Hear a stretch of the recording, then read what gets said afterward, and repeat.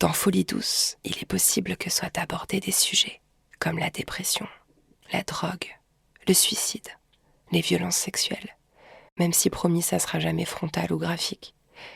Si vous, qui écoutez, traversez un moment particulièrement difficile, si la vie vous semble accablante, c'est ok, ça arrive, ça m'est arrivé. Ne restez pas seul. Vous pouvez en parler à votre médecin qui vous orientera vers un professionnel de la santé mentale. Ou alors, appelez le 31 14. Le 31 14. Il y a des gens formés qui vous écouteront avec bienveillance. Voilà, prenez soin de vous et place à Folie douce. Je suis fou! Obviously, Doctor, you've never been a 13-year-old girl. Leave Benny alone! Please! Pas la salpêtrière. Non, je trouve fait de choses, j'ai trop risqué pour entrer à l'académie. Je ne suis pas folle, vous savez. I say put mental health first. Calmez-vous. Je me calme si je veux. The more insecure I felt, the more I drink. Écoute, Benoît, les piscines, c'est pour les enfants. Normalement, tu devrais aimer aller à la piscine. I am black and a woman and I'm not angry at all. Hell, I'm pissed the fuck off. I'm mad as hell. I'm so... C'est des cris qui n'ont laissé derrière eux aucune mémoire.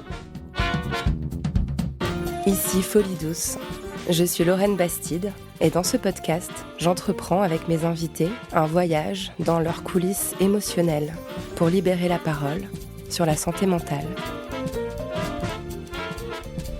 À commencer par la mienne. Des os mais pas des os à la fois. Des os mais pas des os en même temps. C'est un concept assez marrant. Ici Folie douce avec Cyril Dion. Je suis à peu près sûr maintenant que je me suis construit dans l'idée qu'il fallait que je prouve que j'existais et que j'avais le droit d'exister. Faites attention à ne pas égarer vos effets personnels. Tout bagage est susceptible de perturber fortement le trafic de votre vie. En fait, il fait vraiment très froid dehors. Il y a beaucoup de vent et comme j'ai pas de bonnette, je me suis dit que c'était mieux de le faire dans le métro. J'ai les lèvres engourdies. Je m'apprête à interviewer Cyril Dion. Je suis très très heureuse de le rencontrer. Ça fait longtemps que j'ai envie d'échanger avec lui. On va parler d'alerte rouge, d'alarme. On va parler d'éco-anxiété et de plein d'autres sujets. On va parler de fatigue militante aussi, j'imagine. Et moi, je suis bien là parce que, comme dirait Rokhaya Diallo, déjà, j'ai bien dormi. Et puis surtout, il s'est passé avant-hier soir quelque chose d'assez incroyable pendant la cérémonie des Césars.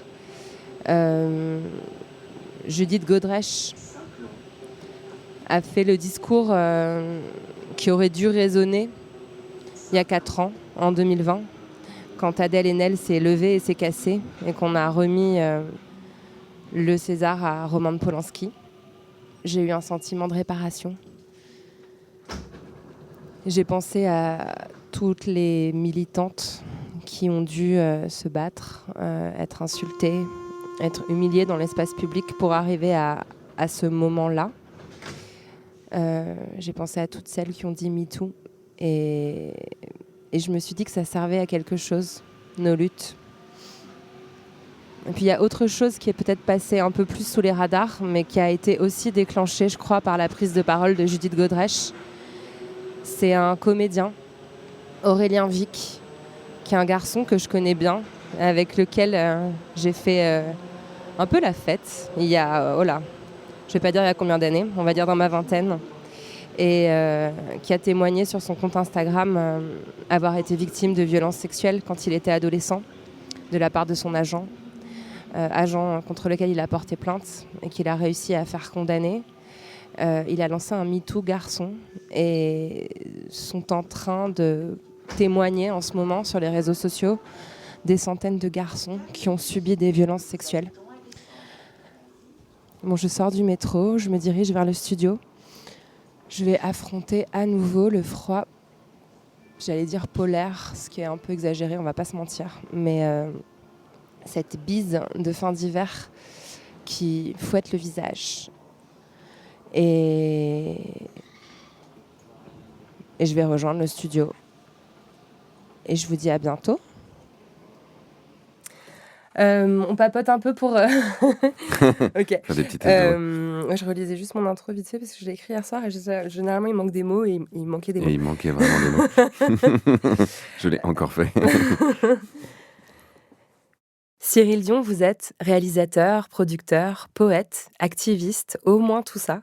Le grand public vous connaît surtout pour le documentaire Demain, que vous avez co-réalisé avec Mélanie Laurent en 2015. Plus d'1 million d'entrées, 30 pays couverts et un César. Mais la plus grande des récompenses était probablement les milliers de prises de conscience écologistes qui en ont découlé. Vous avez aussi réalisé 2 autres docus, Après-demain et Animal, écrit quantité de livres et de recueils, ainsi qu'un album mêlant poésie et rock qu'on va entendre là, maintenant. Yeah.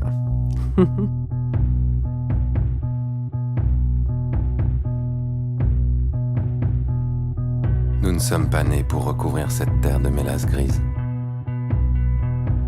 Pas nés pour les allées des hypermarchés. Pas nés pour cracher le gaz gras.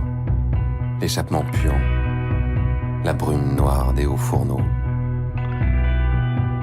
Pas né pour réduire en cendres, pas né pour saigner à blanc, pas né pour pisser dans l'eau claire, dressé sur les cuvettes immaculées. Pas né pour nous entasser dans les couloirs, les fumoirs, les tunnels. Sur le terrain, vous êtes derrière ou devant la plupart des grandes initiatives écologistes ces dernières années en France, dirigeant puis porte-parole du mouvement Colibri, cofondé avec Pierre Rabhi, mais aussi garant de la Convention citoyenne pour le climat. Cette idée géniale qui a permis à des citoyens et des citoyennes françaises de plancher sur des propositions concrètes pour endiguer l'empreinte carbone de la France, propositions qui ont été ensuite soigneusement mises à la poubelle par l'Assemblée nationale. Vous avez aussi été l'un des co-instigateurs du procès du siècle. Attendez 2 secondes, je reprends mon souffle. Hyperactif, Cyril Dion, oui, vous le revendiquez en tout cas très souvent en interview. Mais là où la plupart des hommes de pouvoir présentent cette hyperactivité comme une marque de performance, elle côtoie chez vous d'autres termes. Hypersensibilité, angoisse, burn-out, anxiété. Vous avez la faculté, Cyril Dion, à laisser vos failles se voir. Et cette acceptation de votre vulnérabilité, elle me semble à moi tout aussi engagée que vos luttes écolo. Elle me semble être un très bon premier pas pour libérer la parole sur la santé mentale, comme j'ai envie qu'on le fasse ici. Donc merci pour tout ça. Et si vous êtes d'accord, on va explorer vos ombres et vos lumières ensemble. Je suis d'accord. Alors avant qu'on commence, Cyril Dion, comment ça va aujourd'hui, genre vraiment? Aujourd'hui, c'est un peu dur. J'ai pas réussi à écrire, beaucoup de trucs dans ma tête, beaucoup de problèmes logistiques, personnels, voilà. Donc, je me sens plutôt hypersensible là tout de suite. Ça se manifeste comment quand vous vous sentez dans cet état-là? J'ai facilement les larmes aux yeux. Où je peux avoir des réactions émotionnelles un peu fortes, m'énerver plus rapidement ou être très fatigué, sentir comme si mon corps était vraiment une sorte de corps de plomb, quoi. Et puis, difficulté à me concentrer, ce qui est quand même devenu le mal du siècle, et ces foutus smartphones et les réseaux sociaux m'ont pas beaucoup aidé avec ça.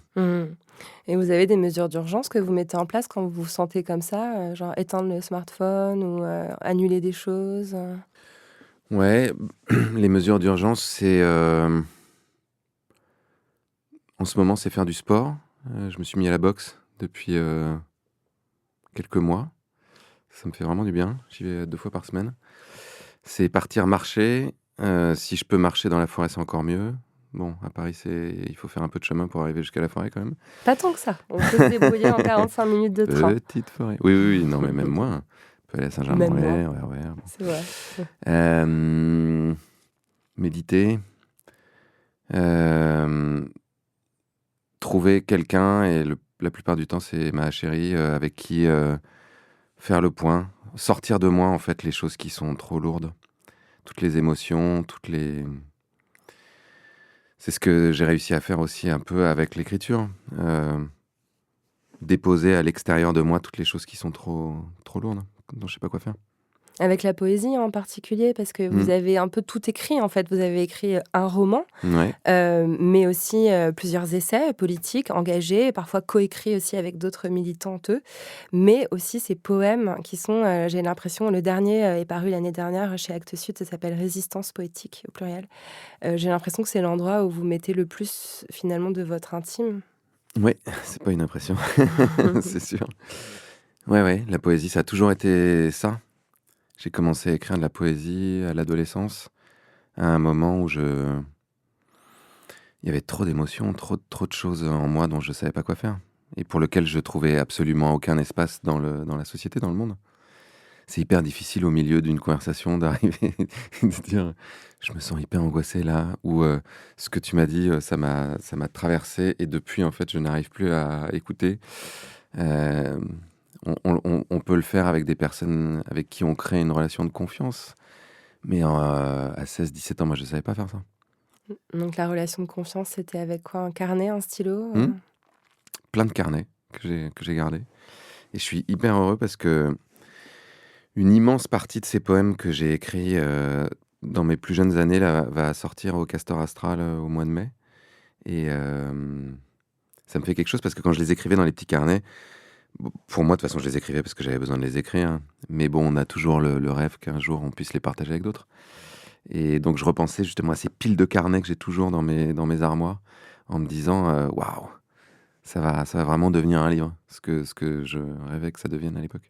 Et quelles sont les émotions qui surnagent quand on lit ces œuvres d'adolescents? À la fois, ça me replonge justement dans cette espèce d'univers de sensations multiples, d'émotions écartelées. J'avais écrit un poème comme ça qui disait beauté née de pression contraire et de l'écartèlement. Et c'est vraiment ça que je vivais à l'époque.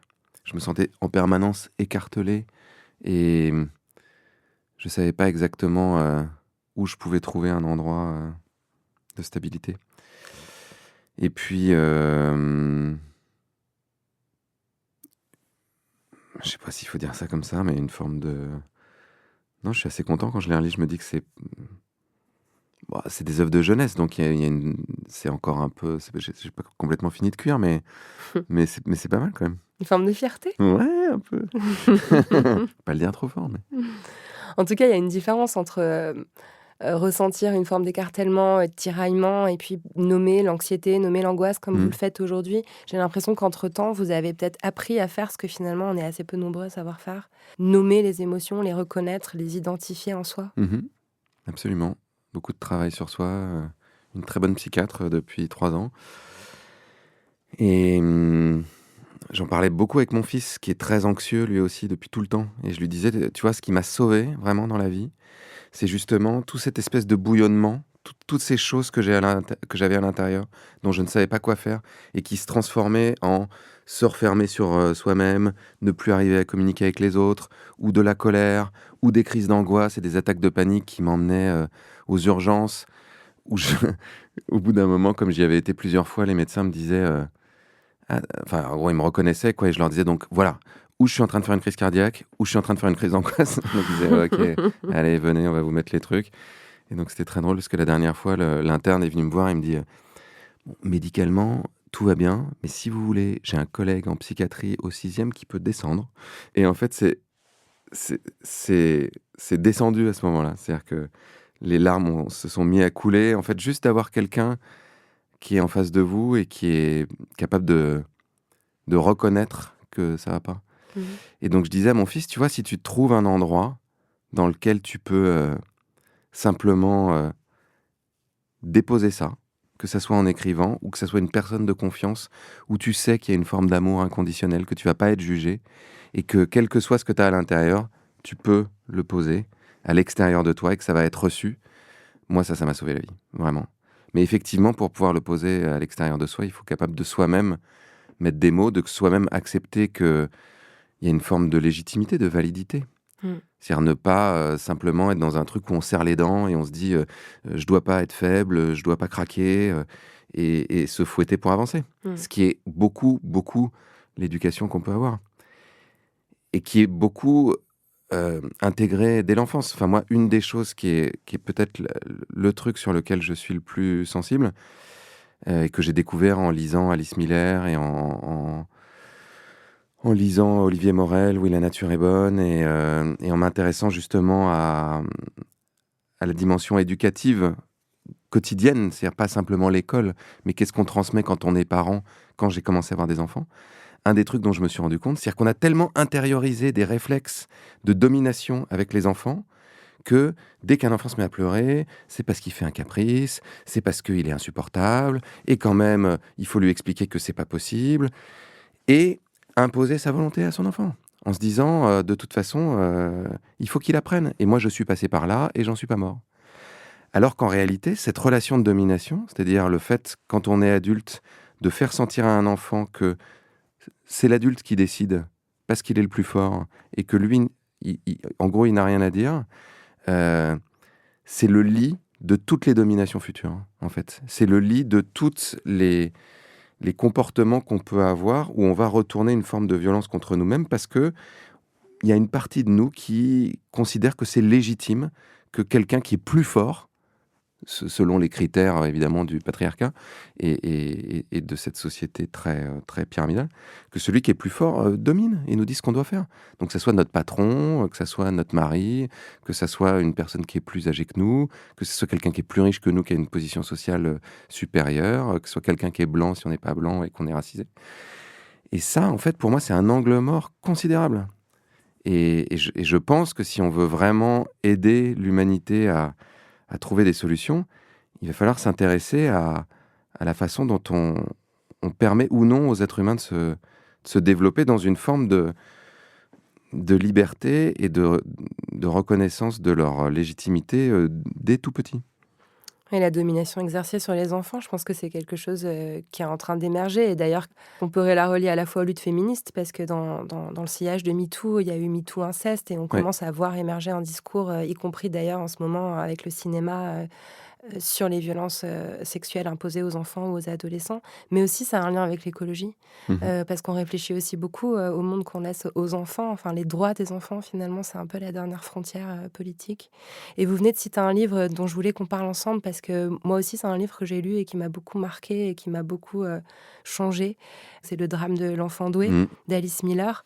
En quoi il a résonné en vous, personnellement, intimement? Il racontait quoi de vous, enfant?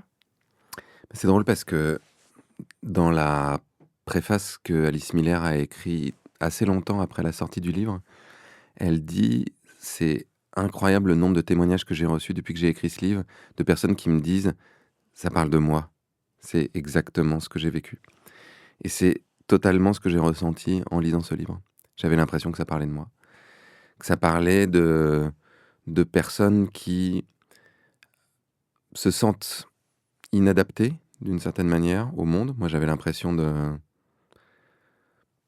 sais pas, qu'on s'était trompé à la distribution, quoi. Que j'étais au mauvais endroit, dans la mauvaise famille, que je savais pas ce que je faisais là, mais je savais pas ce que je faisais non plus à l'école.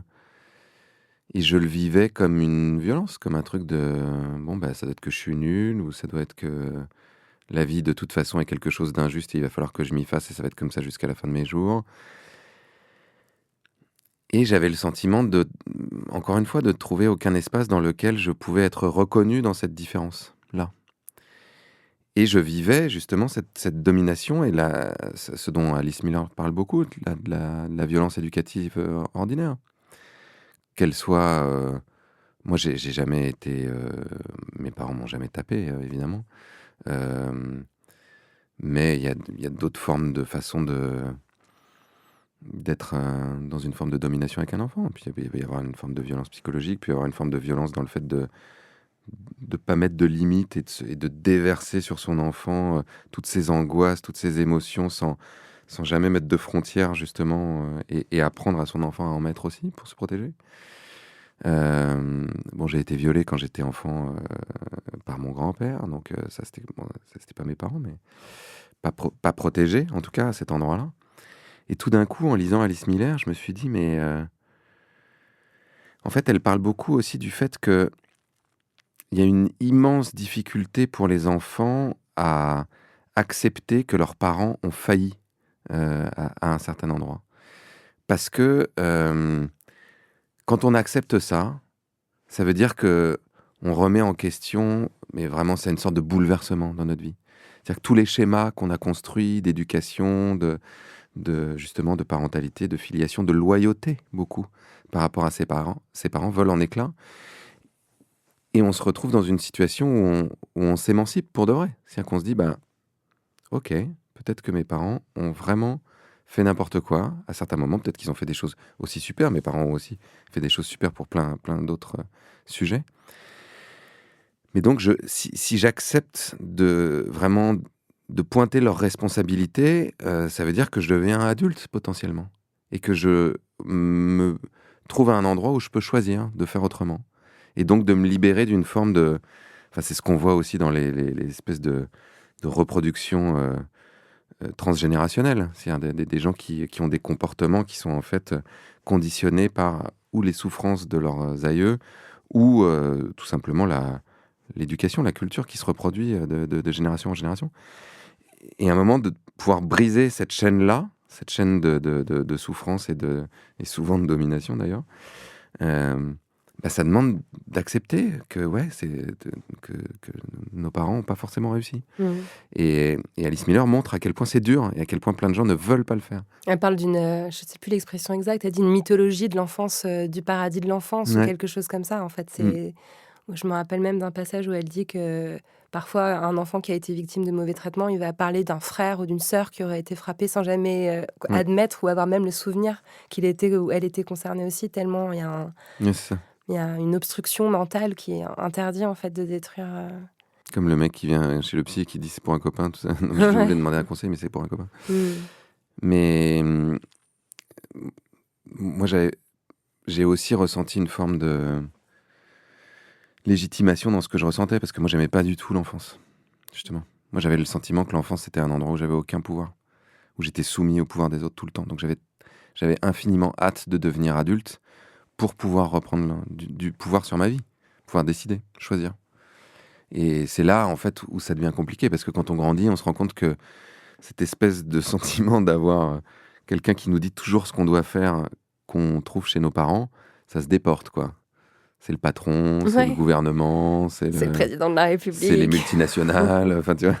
Et au bout d'un moment, tu te dis ah ouais, mais ça s'arrête où en fait, c'est quand est-ce que ça s'arrête cette histoire? Et je vois bien que c'est pour ça que je suis passionné par les questions démocratiques, que c'est pour ça que je suis passionné aussi par tout ce qui est de l'ordre de se libérer d'une forme d'aliénation, de conditionnement, et que tout ce que j'écris, ça parle de ça. Dans la poésie, dans la littérature, dans le cinéma. C'est le jour où j'ai vu ça, je me suis dit, wow, il y a une petite obsession quand même. Mais c'est vrai que j'avais aussi identifié ça, moi qui cherche un peu les schémas dans les parcours de vie de mes invités. Vous disiez que vous détestez l'école, après vous avez fait des études de théâtre, en pensant peut-être avoir une vie artistique, créative, etc. Sauf qu'en fait, dans le milieu du cinéma et du théâtre, il y a encore des hiérarchies abominables, où le réalisateur, le producteur ont quasiment droit de vie ou de mort sur les gens, et ça, vous avez juste pas supporté. Ouais. Mais je me suis dit, étant si réfractaire apparemment à la structure, à l'autorité, et on comprend, vu votre histoire, qu'est-ce qui se passe quand c'est le président de la République en personne qui, dans une vidéo, enfin il y a eu, je l'ai rappelé en introduction, mais vous avez accompagné les travaux de la Convention citoyenne qui ont été vraiment piétinés avec beaucoup de mépris par Emmanuel Macron. Vous l'avez interpellé, vous avez écrit une tribune où vous le pointiez vraiment du doigt, et il a carrément fait une interview, limite pour vous dire j'ai des leçons à recevoir de personne. Moi qui parfois ressens des espèces d'immenses crises d'angoisse quand on me critique juste sur Internet. Qu'est-ce que ça fait quand le président de la République vous attaque frontalement sur Brut et que des millions de gens le voient? Oui, c'était bizarre. Mais en fait, c'est moi qui lui avais proposé la Convention citoyenne. On était allé le voir avec Marion Cotillard. Ouais. Et donc, on a travaillé à la mise en place du truc pendant des mois et des mois. Et c'est vrai que ce qu'on peut lui accorder, c'est qu'il a pris le risque de le faire, qu'ils ont investi l'argent nécessaire, qu'on a vraiment pu travailler à peu près comme on le souhaitait. Sauf que, effectivement, il ne s'était pas rendu compte, ni lui, ni son gouvernement. Là encore, on est dans des trucs hyper paternalistes. C'est-à-dire que c'était bon, on va donner à ces petits citoyens et ces petites citoyennes la possibilité de faire mumuse pour faire leurs petits plans, et puis après, on en fera ce qu'on voudra. Et ce qu'ils n'avaient pas réalisé, c'est qu'ils ont vraiment travaillé pendant 1 an de façon incroyable, que le processus qu'on avait mis en place était quand même très élaboré, et qu'il a donné lieu au plan le plus ambitieux que la France n'ait jamais eu, pour inverser la courbe des émissions, enfin en gros pour permettre à la France de tenir ses objectifs climatiques. Et là, ils ont eu peur. Hein.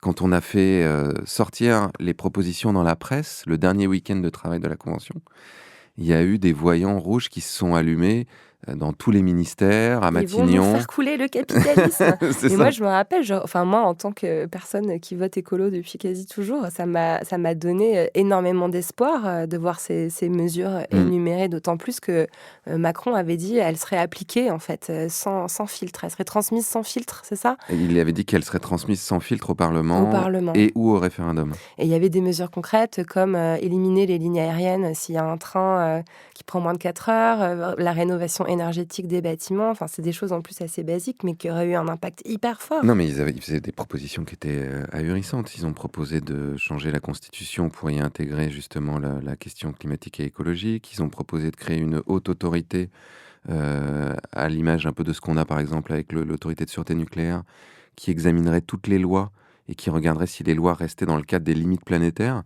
C'était un truc qui était super programme qui se tenait, quoi. Qui était une bascule vraiment profonde. Et donc là, ils ont eu très peur. Et donc, ils ont décidé de ne surtout pas appliquer toutes ces mesures. Ils en ont détricoté une grande partie. Ils en ont gardé 20% qu'ils ont amoindri considérablement, mais vraiment de façon caricaturale. Et donc, voyant ça, on se mobilise. Moi, je lance une pétition. Il y a plus de 550 000 personnes qui la signent. Effectivement, je fais une tribune dans Le Monde, qui est la tribune la plus lue sur le site du Monde pendant le week-end, donc qui a été lue plusieurs millions de fois. Donc, ça l'énerve. Il est interviewé chez Brut et il sort de ses gonds. En disant, oui, moi je suis très en colère contre des militants qui m'ont aidé et qui aujourd'hui me trahissent. Et en fait, il croyait que moi j'étais son copain, quoi. Mais j'étais pas là pour être son copain. J'étais là pour que ça marche, quoi. Et donc, c'est Thomas Negarov qui dit, oui, bon, on sait de qui vous voulez parler, c'est Cyril Dion. Oui, bah oui, justement. Et je me suis dit, donc au début, j'ai pas entendu, moi, ce truc-là. J'étais en montage d'Animal et j'ai mon téléphone qui se met à clignoter. En fait, j'avais, je sais pas, une dizaine de médias qui m'appelaient, quoi. Donc, je finis par décrocher. Bonjour, c'est France Inter. Qu'est-ce que vous répondez au président de la République ? Je dis, je sais pas. Qu'est-ce qu'il a dit ? Et donc, il commence à me raconter un peu. Je dis, je sais pas, envoyez-moi le truc. Enfin, il faut que je vois quand même ce qu'il a dit. Et donc, j'étais à la fois un peu surpris, presque un peu amusé. C'est-à-dire, quand j'ai vu le truc, je me suis dit, mais c'est le président de la République. Il est en train de sortir de ses gonds parce que moi, j'ai fait une pétition et j'ai fait une tribune contre lui. Enfin, ça va pas la tête quand même. C'est un peu, enfin, c'est presque un peu la maternelle, quoi. Genre, il veut pied de mon copain. Et donc, en fait, ce qui était incroyable avec ce truc-là, c'est que, alors là, pour le coup, ça m'a pas du tout angoissé, parce que je me sentais droit dans mes bottes. Enfin, pour moi, j'avais aucun doute sur le fait que ce qu'on défendait était juste, légitime, et que ce qu'il faisait était une manœuvre crapuleuse. Et donc, de toute façon, il fallait le dire. Et donc, ce qui est fou, c'est qu'en faisant ça, il m'a ouvert le micro de tous les médias du pays, quoi. C'est-à-dire que tout le monde est venu m'interviewer parce que, évidemment, ils adorent ça. Ils adorent les confrontations, ils essaient de mettre ça en scène en permanence. Donc là, une confrontation avec le président de la République, c'était chouette, quoi. C'est vrai que c'est inespéré, lancer une pétition et avoir une réponse directe de la personne. Bien joué, Cyril. Et je voudrais quand même qu'on revienne un tout petit peu en arrière parce qu'on est passé... vous avez parlé de votre enfance rapidement et vous faites partie des rares hommes qui ont témoigné avoir été victimes de violences sexuelles dans l'enfance. Pardon d'y revenir, je veux pas qu'on en parle frontalement, mais je me suis dit que ces dernières années, avec MeToo, pour avoir échangé avec beaucoup de femmes qui ont pris la parole publiquement, médiatiquement.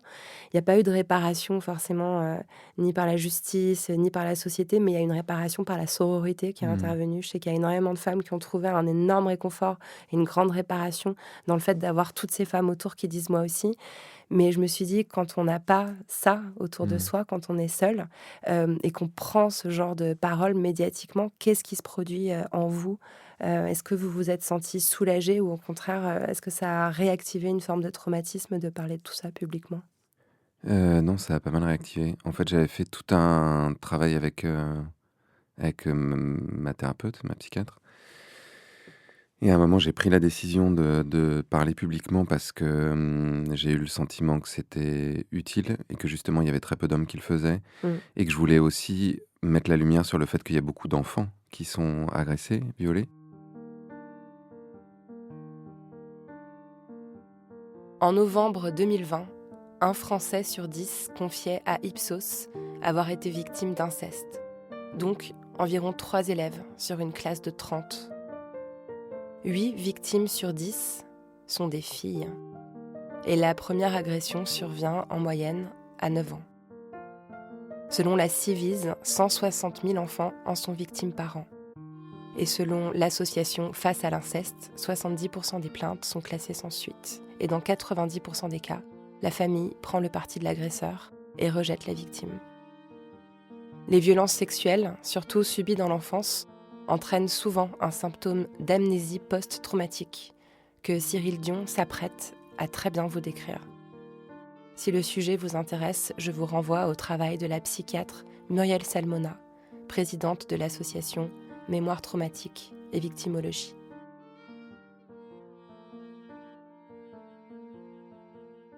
Ça a des conséquences sur toute la vie. Enfin, moi, je sais que je m'en suis pas souvenu pendant presque 30 ans. C'est revenu quand j'ai fait le burn-out, justement. J'ai commencé une thérapie et en faisant cette thérapie, j'ai des flashs qui sont revenus. Et j'ai essayé de comprendre ce que c'était. Et j'ai appris tout ça. C'est-à-dire, j'ai appris ce que c'était que la dissociation, le cerveau qui disjoncte quand vous vivez un événement trop violent et que votre sensibilité n'est pas capable de le gérer. Donc, c'est comme si les plombs sautaient. Et qu'ensuite, il y a une forme d'amnésie qui se crée pendant des années. Et que ça crée une forme de mémoire traumatique. C'est-à-dire que ensuite, ça revient de façon très floue. Et là, j'ai compris tellement de choses. C'est-à-dire que moi, pendant des années, je n'osais pas en parler parce que je me disais, si ça se trouve, ça s'est pas passé. Si ça se trouve, j'invente tout ça parce que c'est flou, parce que c'est pas précis dans ma tête. Et donc, j'ai dû aller voir 2 psychiatres différents, un qui était vraiment spécialiste du post-traumatique et une donc, qui me suit, qui les 2 m'ont dit, mais écoutez, monsieur, c'est impossible. Enfin, la précision des images que vous avez, les symptômes que vous me décrivez, les conséquences que ça a eu sur votre vie, je veux dire, vous êtes pardon de dire que vous n'êtes pas original, mais vous êtes un cas typique de personnes qui ont subi ce type de violence et ce type de viol. Donc, si, ça, a priori, ça s'est vraiment produit. J'ai même fait de l'hypnose. Parce qu'il y avait un thérapeute qui m'avait dit que ça pouvait être des fausses mémoires. C'est-à-dire des mémoires que j'avais reconstruites dans ma tête parce que ma mère s'est fait agresser par mon grand-père aussi. Et que donc, peut-être j'aurais pu... bon. Et donc, moi, pendant longtemps, je me suis dit, bah ouais, si ça se trouve, c'est ça, c'est pas vrai. Et donc, je me suis dit, mais combien il y en a de gens comme ça, de femmes, d'enfants qui n'osent pas en parler et donc qui, a fortiori, aussi parfois n'osent pas porter plainte parce que parfois un traumatisme remonte et que la mémoire traumatique est floue et qu'effectivement, on n'est pas capable de décrire les choses avec une précision chirurgicale. Et ça, si on ne le sait pas, c'est-à-dire si on connaît pas la mécanique du cerveau, bah c'est délétère. Et on se retrouve dans les situations dans lesquelles beaucoup de femmes se trouvent très souvent, qui est de pas être cru et de soi-même, encore une fois, ne pas oser le faire. Et de se déclencher 20 ans plus tard et de se retrouver face à des gens qui disent « Enfin, écoutez, 20 ans plus tard, pourquoi vous n'avez rien fait sur le coup ?» Mais c'est une aberration de dire ça. Quand on connaît le... Sans parler de la prescription qui peut aussi rendre impossible toute poursuite. En plus, que la prescription existe pour ce type de crime, justement, qui occasionne des dissociations, des mémoires traumatiques, des amnésies, c'est une absurdité sur le plan judiciaire. Et donc j'avais vraiment fait tout ce travail pour le faire, et ça a été hyper compliqué parce que ça a été très difficile notamment pour ma mère. Qu'on s'est fâché, on s'est plus parlé pendant plusieurs années. Et en même temps, c'était le moyen que j'avais en fait, à la fois parler publiquement, c'était très important parce que je pense qu'il faut libérer la parole. Enfin, c'est pas que je pense, je sais qu'il faut libérer la parole, donc je me dis si je peux y contribuer d'une façon ou d'une autre, tant mieux. Mais c'était aussi une façon, une fois que quelque chose est dans l'espace public, c'est plus possible de macérer dans son petit coin en se disant que c'était pas vrai. Parce que ça rend les choses réelles grâce au regard des autres. Et je pense que, par exemple, ce que fait Judith Godrèche aujourd'hui, ce que font beaucoup de gens qui ont été vraiment médiatiquement porter une affaire, c'est une façon de rendre les choses réelles, de dire c'est vrai, ça a existé. En fait, et c'est pas un truc qui me concerne moi, dans mon coin, qui peut être contesté par des gens en disant mais t'es dingue, ou tu te racontes des histoires, ou ça c'est pas comme ça que ça s'est passé, parce que tout d'un coup il y a des témoins. Et c'est un peu la même chose. Je vais avoir l'air de passer du coq à l'âne, mais en fait non. C'est un peu la même chose avec le changement climatique. C'est-à-dire que le changement climatique, on est tous dans une forme de déni avec ça, parce que c'est trop dur, parce que c'est hyper violent. Parce que émotionnellement, supporter la charge de se dire que ce monde pourrait devenir partiellement inhabitable, que ça sera plus jamais comme c'était, c'est parfois au-dessus de nos forces. Donc, on peut avoir tendance à mettre le truc de côté et à faire la même chose, c'est-à-dire à être dans une forme de déni, d'amnésie, d'oubli. Et d'une certaine manière, le fait de publiquement se positionner par rapport à ça, et de publiquement se positionner dans sa vie de tous les jours, c'est-à-dire qu'il ne s'agit pas d'aller dans les médias, tout le monde ne peut pas aller dans les médias parler du changement climatique, mais simplement, par exemple, de se retrouver dans un dîner avec des potes ou en famille et de dire je mange pas de viande, et de voir ce que ça déclenche, et de dire non mais en fait je mange pas de viande parce que je pense que on a tous une responsabilité par rapport à la question climatique. C'est une façon d'arrêter de faire comme si ça n'existait pas. C'est une façon de rendre les choses réelles. Parce que une des raisons pour lesquelles ça a beaucoup de mal à imprimer, cette histoire de changement climatique, ou ça a eu beaucoup de mal à imprimer pendant des années, c'est que il y avait une forme d'impensé dans la société. C'est-à-dire que vous allez lire un bouquin, j'en sais rien moi, qui est écolo, qui vous explique à quel point ça va mal, ou regarder un documentaire, ou voir une émission, et ensuite vous sortez dans la rue, et les gens continuent à vivre exactement comme s'il ne se passait rien. Alors que dans n'importe quelle autre situation, au moment du Covid, il y avait des masques, il y avait du gel, il y avait une forme de mobilisation. Je sais pas, quand il y a un conflit armé, ça se voit. Il y a des pénuries d'aliments. Bon. Là, rien, il se passe rien. Ouais, quand il y a une menace terroriste, il y a des militaires qui patrouillent dans les rues. Partout, et là, rien. Et là, rien. Ouais. Donc, forcément, c'est normal de se dire, ça doit pas être si grave que ça, puisqu'il se passe rien. Personne fait rien. Il y a encore 8000 avions qui passent dans le ciel sous oui, tous les gens, jours, moi, ça doit aller, mes quoi. amis, ils continuent à prendre l'avion, à manger des gros burgers. A priori, c'est que ça doit pas être si grave. Donc en fait, le fait de se positionner dans l'espace public, de dire non, je prends pas l'avion pour aller à Barcelone, non, je mange pas d'entrecôte, non, je prends pas ma voiture pour faire 3 km, je prends plutôt mon vélo. Évidemment, ça a un impact en soi, qui n'est évidemment pas suffisant du tout, puisque c'est des problématiques qui sont systémiques, mais c'est aussi une façon de nous faire sortir collectivement de cette espèce de déni.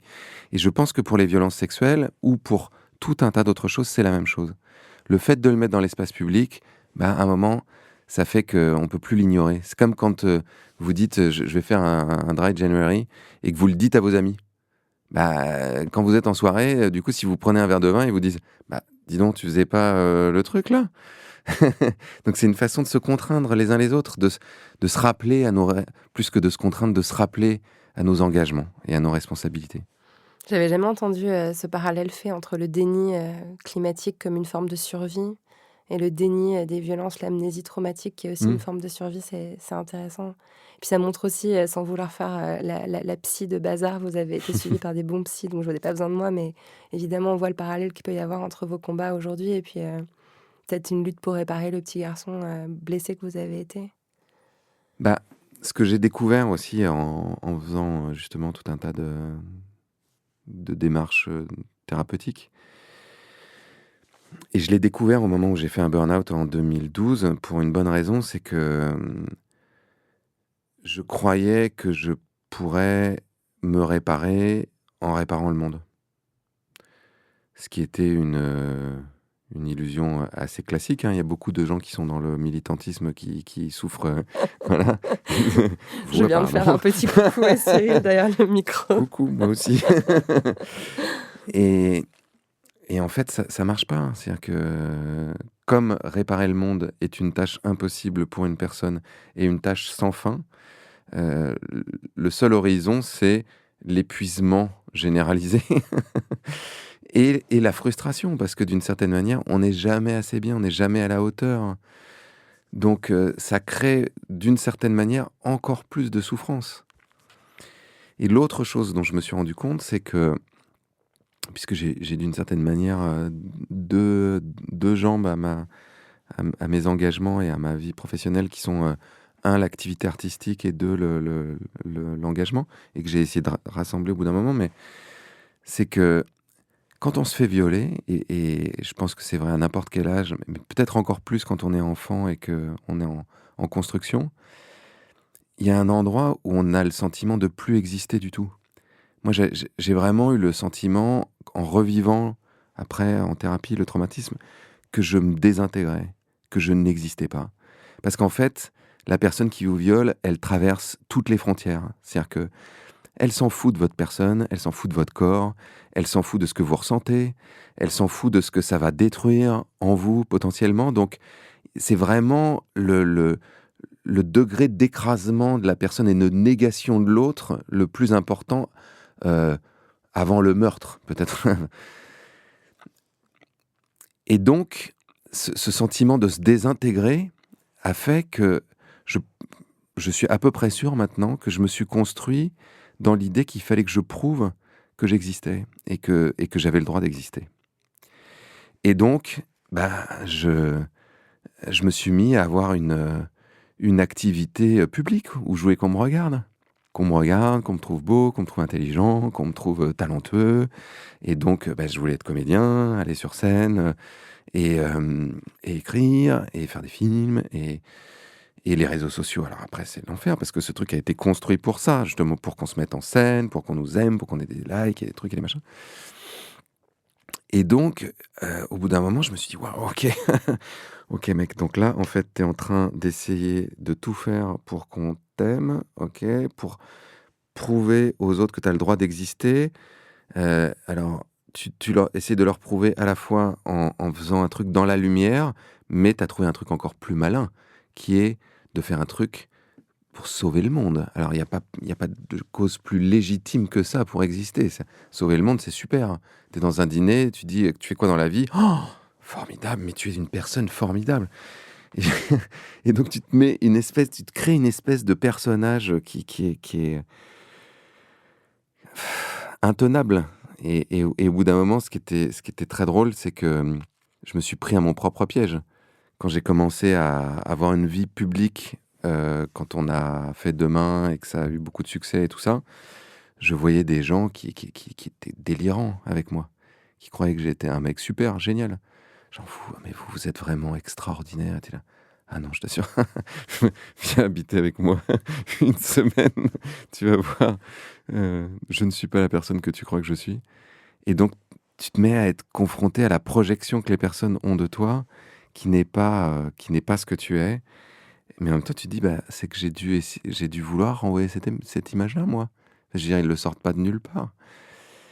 Et donc, il a fallu déconstruire tout ça et comprendre quels étaient vraiment les ressorts qui me faisaient agir.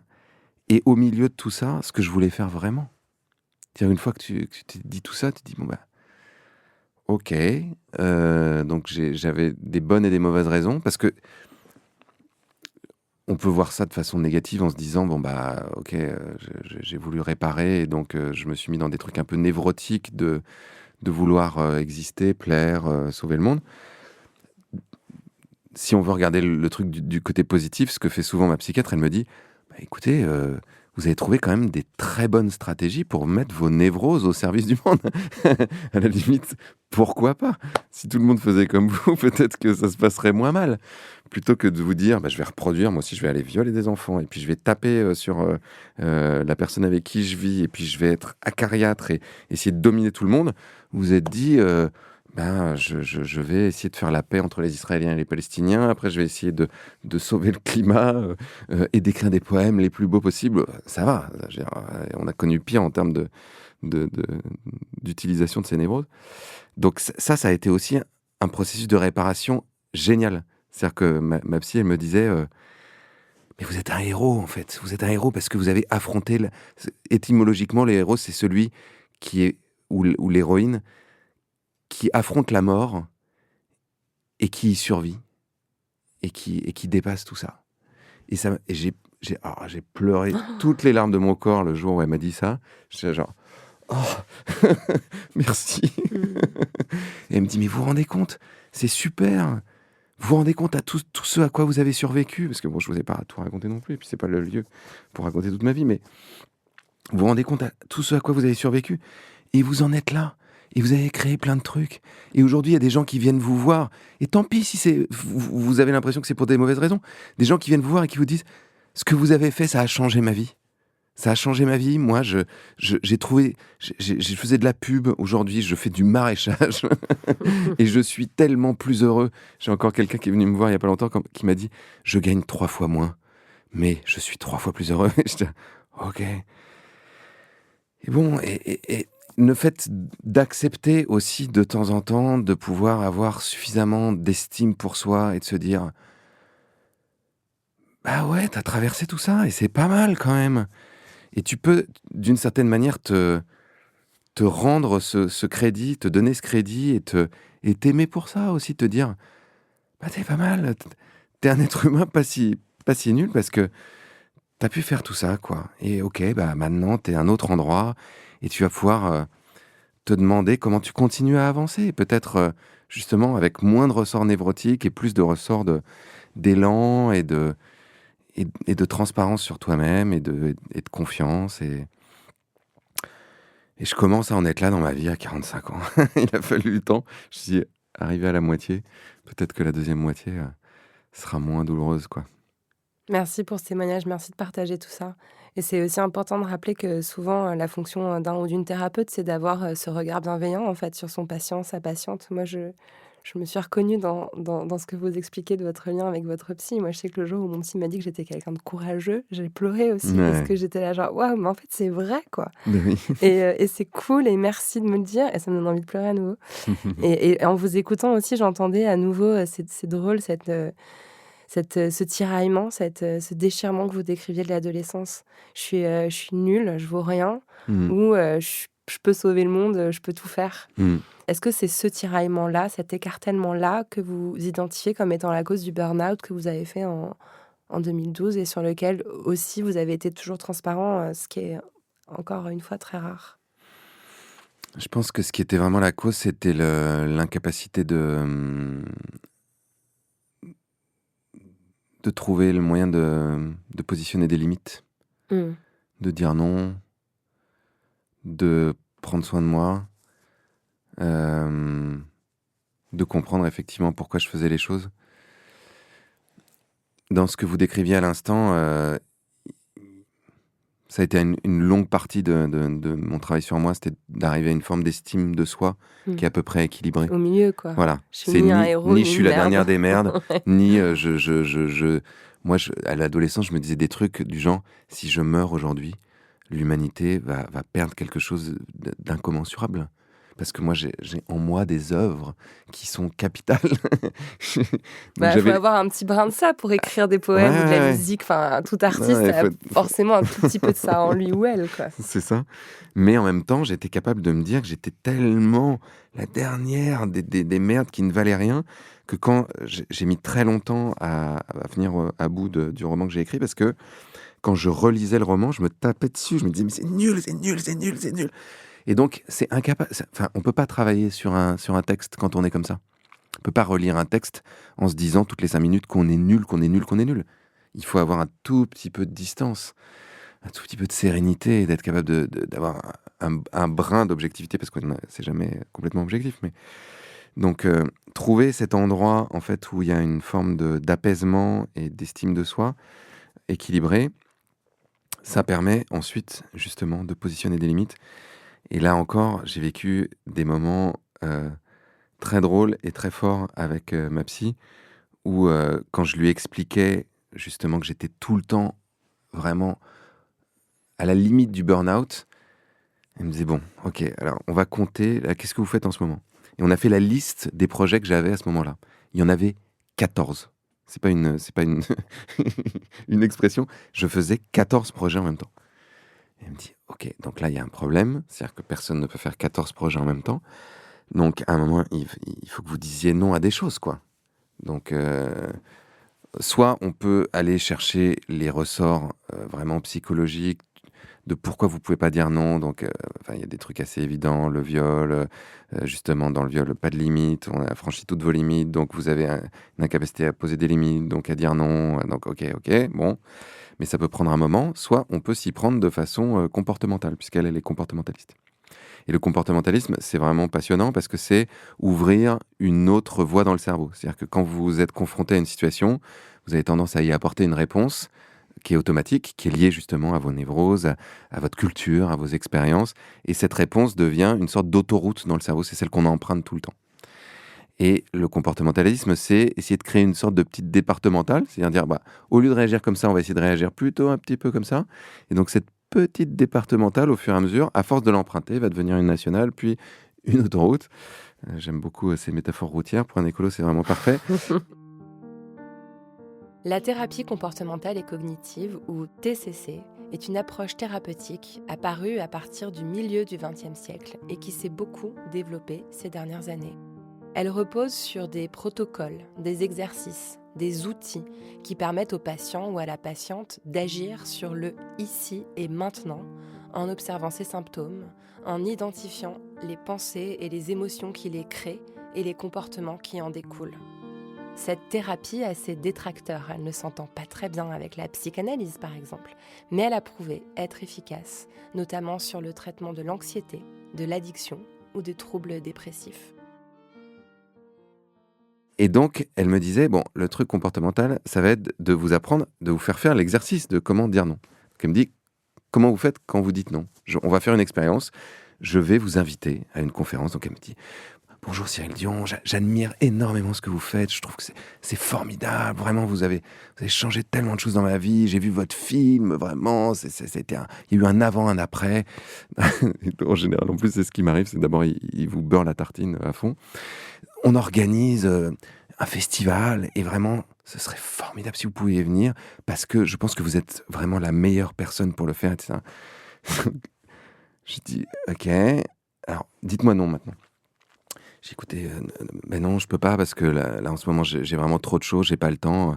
Ah mais c'est pas grave du tout, si vous avez pas le temps, dites-moi quand vous êtes disponible et on le fera quand vous êtes disponible. J'ai dit, ah d'accord, non mais en fait vous savez, en ce moment, je suis à bout, je suis hyper fatigué. Ah, mais c'est pas grave, vous pouvez rester plusieurs jours. Puis si vous voulez, vous pourrez vous reposer. Mais non, mais parce que j'ai ma famille, mes enfants. Mais vous pouvez venir avec eux. Et je dis, mais c'est exactement ça, c'est ma vie. Et elle me dit, mais vous savez pourquoi ça marche pas? En fait, ça ne marche pas parce que vous leur dites non parce que. Et donc, comme vous leur dites non parce que, moi, je cherche à trouver une solution à votre parce que. Et tant que vous me direz parce que, je chercherai une solution. Je dis, ah, d'accord, mais donc il faut que je fasse quoi? Il faut dire non. Non. Mais non quoi? Non. Et donc, je leur dis non.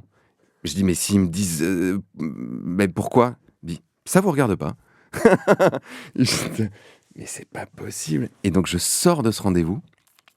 Et là, j'ai un ami qui m'appelle, pour pas le nommer, c'est Charles Hervé Gruyer, là, qui est de la ferme du Bec et Loin, qui me dit, oh, mon Cyril, ça va? Oh là, j'ai vu ce que tu fais ces derniers temps, c'est vraiment génial. Et donc là, dans ma tête, je me dis, oh, mais c'est pas possible, il est en train de le faire. Il va me proposer un truc. Je suis en train... Alors, il me dit, non, mais c'est parce que tu vois, je suis en train de créer une collection de livres. C'est vraiment... C'est génial, tu vois, c'est sur la résilience. Il va y avoir un tel, et il me sort des noms super. Et alors, je me suis dit, mais ce serait vraiment génial si tu pouvais nous écrire un livre dans cette collection, parce que toi, avec tout ce que tu vas porter, tout, je me suis dit, oh là. Et donc, vraiment, je l'ai laissé dérouler. C'était pour le plaisir. Je me suis dit, allez, vas-y. Et à la fin, j'ai dit, écoute, Charles, je vais pas le faire. Je vais pas le faire parce qu'en plus, je n'en ai aucune envie. Mais si tu savais, mais je n'en ai aucune envie. Il y a eu une sorte de blanc. Il m'a dit, ah, ok. Ben non, mais bien sûr. Mais évidemment, je comprends. Mais il sentait qu'il savait pas quoi dire parce qu'en fait, il y avait effectivement aucune prise. Il y avait pas de j'ai pas le temps. Il y avait pas de j'ai déjà un autre livre en cours ou de je suis trop fatigué. Il y avait, je ne veux pas le faire. Et ça a marché. Ouais, mais c'est un Vraiment. apprentissage qui prend du temps, mais je trouve que c'est pas surprenant. Enfin, c'est marrant, il y a tellement d'endroits où je me reconnais dans votre discours. Genre, vraiment, j'ai mis du temps à savoir écrire, genre, merci pour l'invitation, malheureusement, c'est impossible, bonne journée. Et vraiment, mais j'ai mis 10 ans, quoi. Enfin, je pense que c'est normal, en fait, d'arriver à faire tout ça, à passer 40 ans, quoi. Il faut aussi avoir un peu roulé sa bosse et avoir un peu été confronté à ce type de coup de fil. Mais c'est hyper drôle parce qu'en plus, ma psy me disait, à la limite, faites pareil.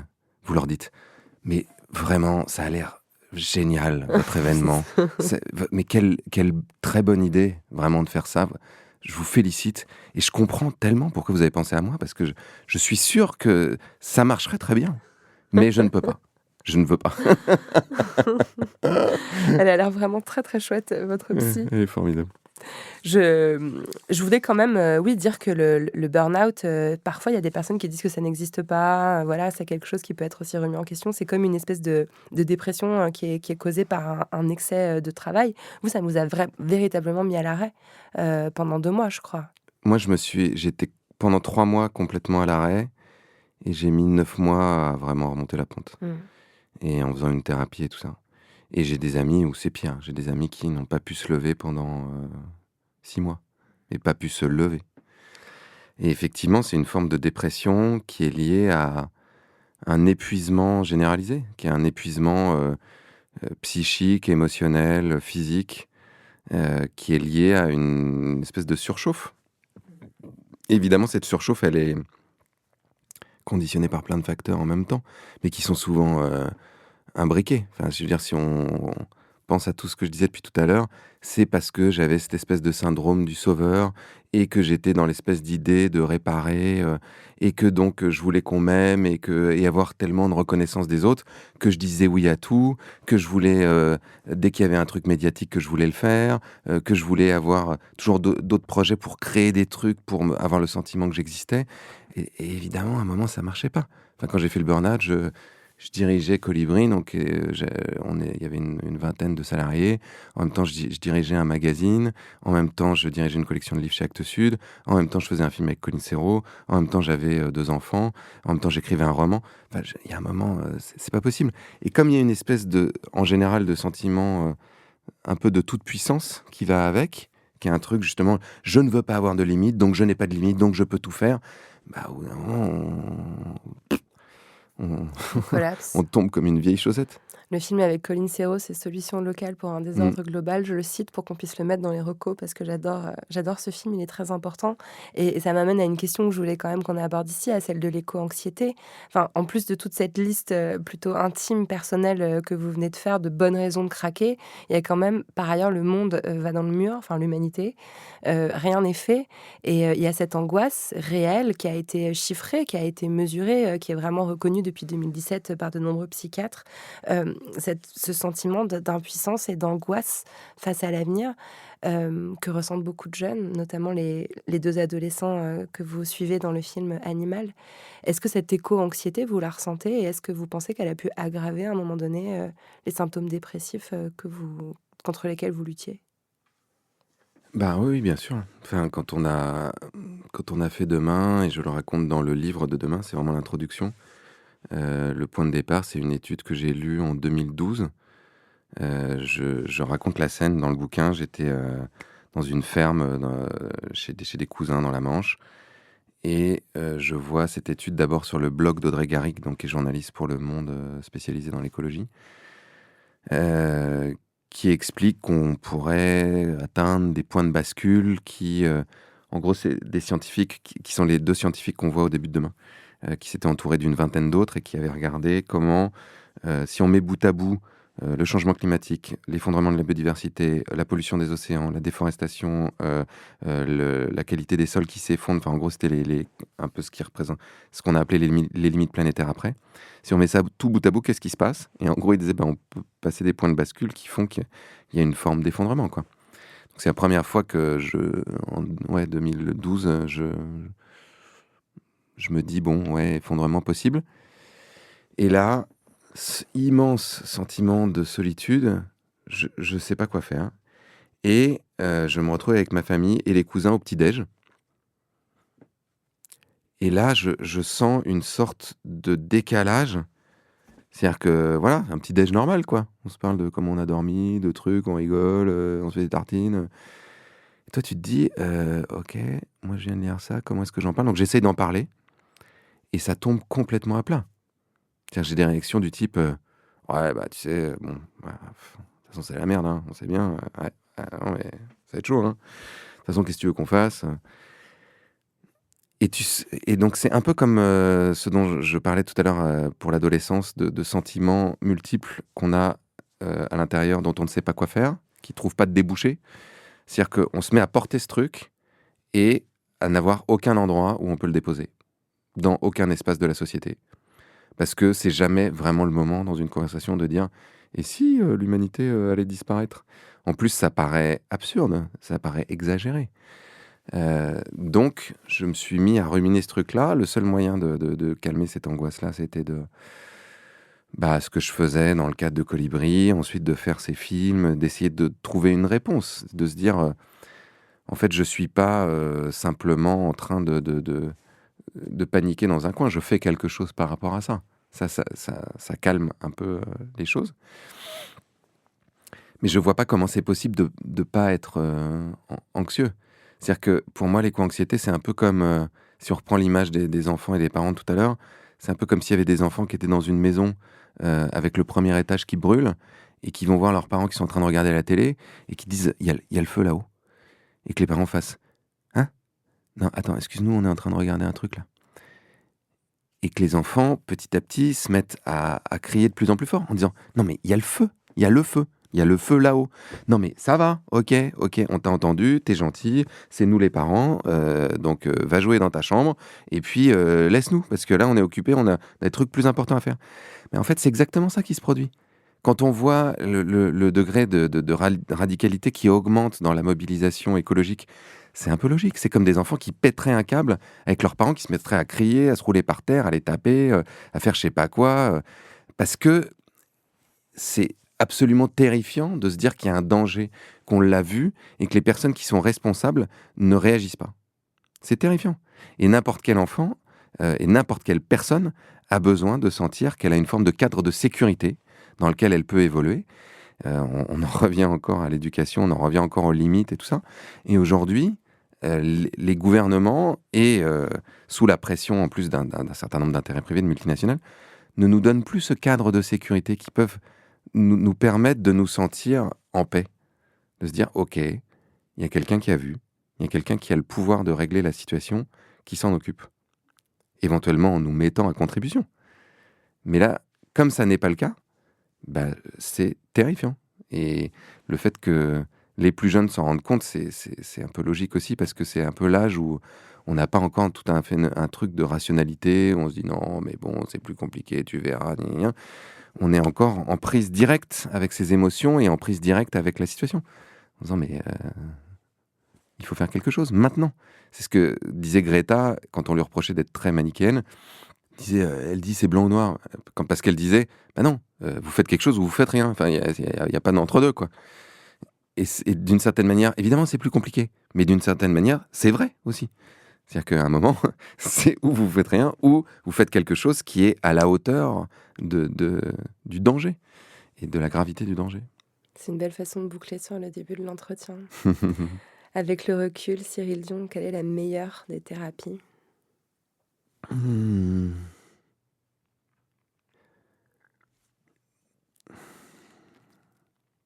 C'est un peu tarte à la crème de dire ça, mais La meilleure des thérapies pour moi, c'est de trouver une ou des personnes qui ont un amour inconditionnel pour vous, c'est-à-dire qui vous aimeront quoi qu'il arrive, avec lequel vous avez cet espace de sécurité dans lequel vous pouvez déposer tout ce que vous êtes, tout ce que vous vivez, évidemment, au moment opportun, en leur demandant si c'est le bon moment pour elles, il ne s'agit pas de les inonder, mais en tout cas où c'est possible de le faire.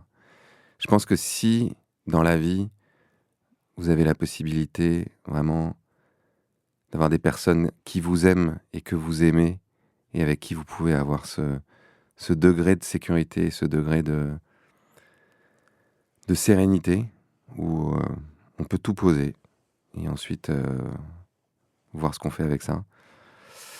Ça, c'est le meilleur des trucs qu'on peut avoir dans la vie, et c'est le truc qui peut... Enfin, moi, c'est le truc qui m'a soigné, vraiment. Merci Cyril. Merci infiniment. Merci à vous.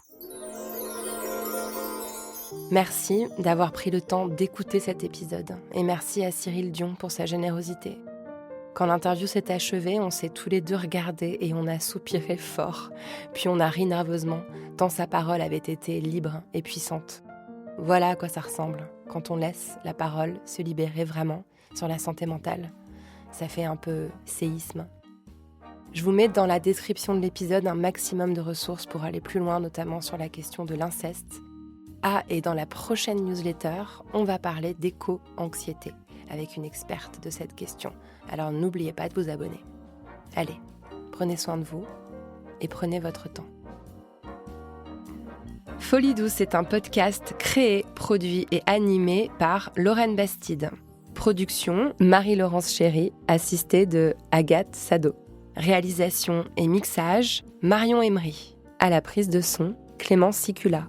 La musique est une création originale de Irma et les visuels sont signés Louison Colom.